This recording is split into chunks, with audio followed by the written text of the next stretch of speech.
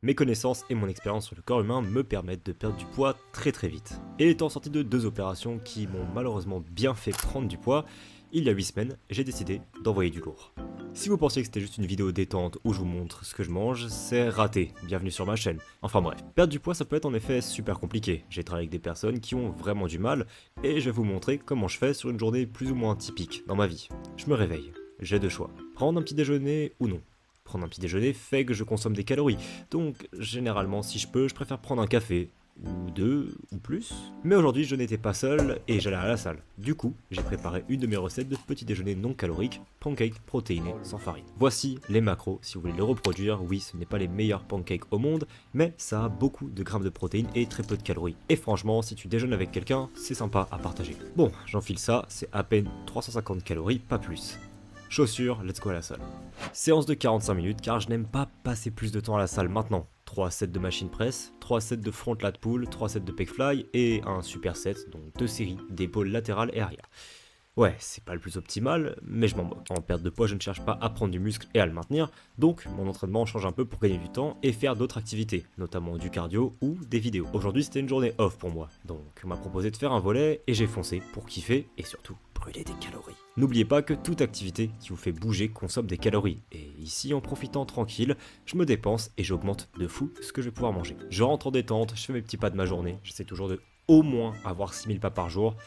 Dans l'idéal, je tourne jusqu'à 12 000, c'est le meilleur, mais généralement je vise entre 6 000 et 12 000. J'ai quasiment tout le temps mes 10 000 pas. C'est super important de marcher beaucoup, parce que ça va te permettre de gommer toute erreur que tu peux faire lorsque tu manges en déficit calorique. Parce que si jamais tu brûles 400 calories de plus dans la journée, tu peux effacer l'huile que tu as mis, ou la sauce que tu as mis, et même parfois la petite glace que tu as pris le soir. Bref, allez marcher, c'est super important pour la santé, et ça vous donne plein de calories en plus. Repas du midi maintenant.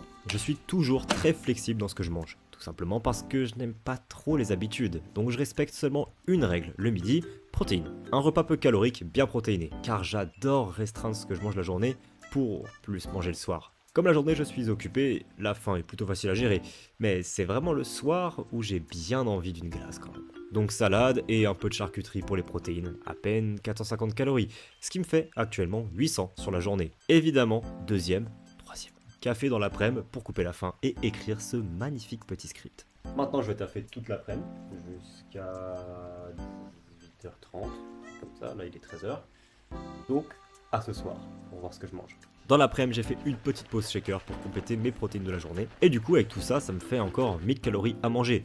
Et comme je vise 1800 en ce moment, 1000 calories c'est pas mal du tout pour ce qui me reste. Je vais pouvoir me la faire cette Ben & Jerry's. Sauf que de temps en temps ça m'arrive, l'esprit David Goggins frappe en moi et j'ai envie d'aller courir après tout mon taf. Comme j'ai le temps en ce moment, c'est le moment. Envoyer du kilomètre, des calories brûlées en plus, je décide de faire mon repas super classique pour ma sèche, patates ou frites, poulet. Parce que poulet frites c'est vraiment un de mes trucs préférés.